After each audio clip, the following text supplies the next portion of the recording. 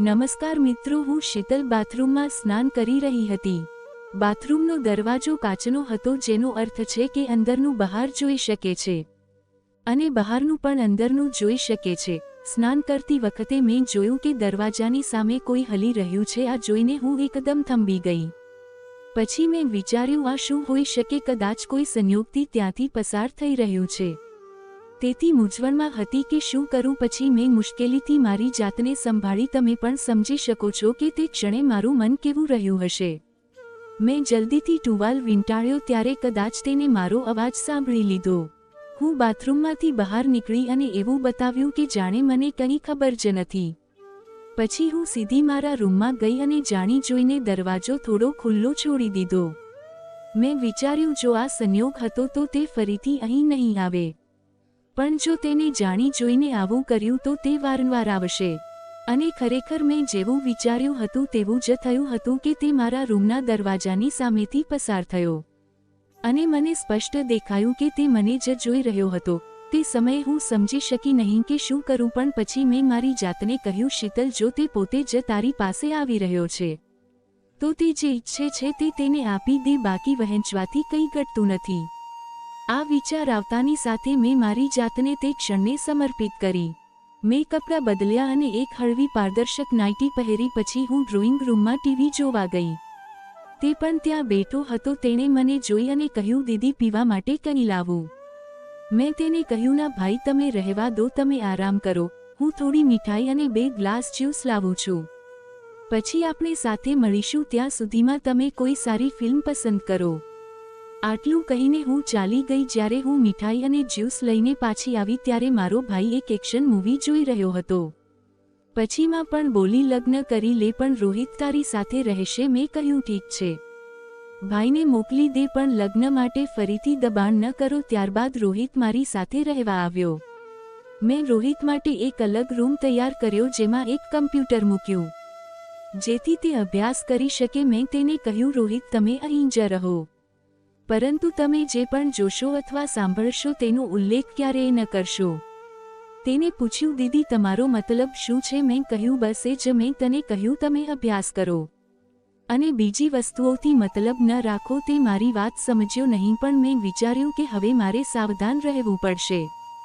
તોય કેટલીક વાતો છુપાઈ શકી નહીં અને ધીરે ધીરે તેને મારા વિશે ખબર પડવા લાગી.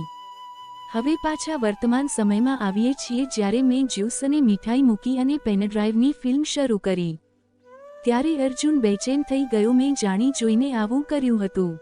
મેં પૂછ્યું, શું થયું ભાઈ, આટલો પરેશાન કેમ છે? કહ્યું, હા દીદી, હું પરેશાન છું. મેં પૂછ્યું, કેમ, શું થયું? તેને કહ્યું, કંઈ નહીં દીદી.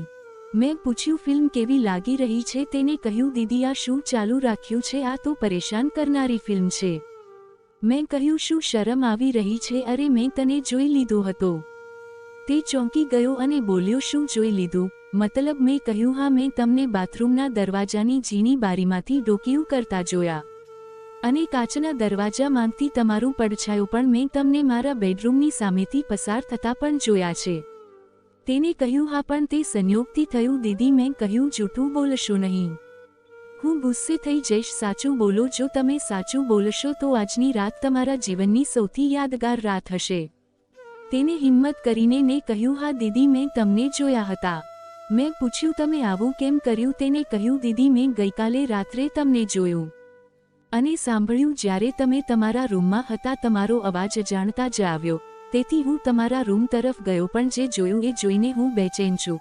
મેં પૂછ્યું, શું જોયું? તેને કહ્યું, બસ આટલું જ દીદી. મેં કહ્યું, સારું, હવે કહો, તમે શું ઈચ્છો છો?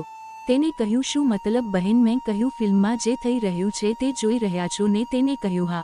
આ તો પાગલ કરી દેશે. મેં કહ્યું, કેમ પાગલ કરી દેશે? તેને કહ્યું, બહેન, હું જુવાન છું, આવી વસ્તુઓ જોઈને શું થશે? મેં કહ્યું, કંઈ નહીં અને ઘણું બધું. આજે હું તમને તે અહેસાસ કરાવીશ જે તમે પહેલાં ક્યારેય લીધું નથી. મિત્રો, સાચું કહું તો તેને વિશ્વાસ ન હોતો આવતો કે મને પણ ખબર ન હોતી કે હું આવું કંઈ કરી શકું છું. પણ તે ક્ષણ ઘણી ખાસ હતી. મને ઘણો સમય થઈ ગયો હતો, તેથી મેં બધું ભૂલીને તે ક્ષણમાં ખોવાઈ ગઈ. મારો ભાઈ રોહિત હવે યુવાન થઈ ગયો હતો.